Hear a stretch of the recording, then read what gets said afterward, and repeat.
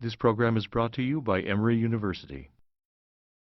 If you look through cinema, and it's actually, at least from my perspective, it's American cinema because of the literary vampire that started changing the image. The very first image of the vampire we ever get on film is German, and it's Nosferatu. And he's really hideous.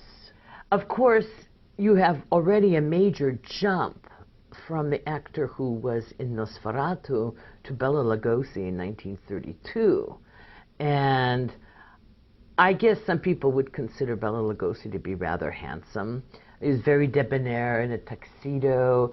He's got that cape, and the cape is so he can turn into a bat and fly, but there's also, the evening garb of the social scene of the turn of the century and through the 20s and 30s, and he's got that wonderful little voice, up even through Bela Lugosi, who changed what Dracula looked like. He was no longer that hideous.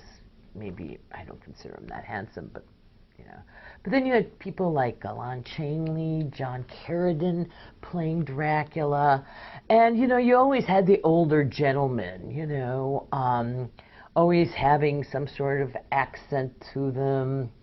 And really wasn't until the 70s you get to Frank Langella and his Dracula, and it's 1972, I believe it is. And all of a sudden, you have someone who's barely 40 years old, darkly handsome, dressed in a poet's shirt, and he has all the characteristics of Bela Lugosi. He's East European, but there's something different. He's incredibly handsome. And in many ways, it ties into the sexual revolution in America. It's almost a one-to-one if you look at the timing of this, 60s and 70s.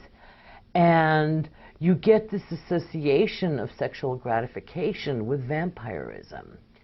And the women not only are controlled by him, because he is also a psychic vampire, but they fall in love with him. And as you also see it even played more up in Coppola's, where you get Gary Oldman, who's even younger than Frank Langella. So the closer we get to the end of the century, our actors are getting younger. Then shortly afterwards, you get Interview with a Vampire, with Tom Cruise playing Lestat, a creation of Anne Rice in her Vampire Chronicles, and Brad Pitt as Charles. I'm sorry, Brad Pitt, he played Louis, not Charles. So you got two of the hunks of the late 20th century playing these vampires. And then look what happens in Twilight.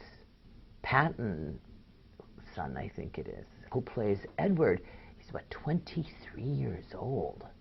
So we have gotten very young in our actors. So they've been gaining their youth as the movie audiences become accustomed and even comfortable what is actually a monster.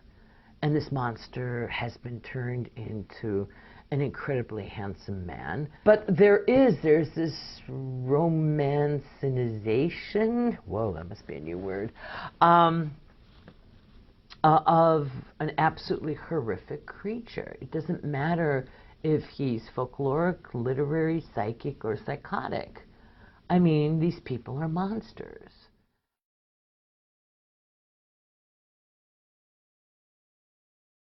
The preceding program is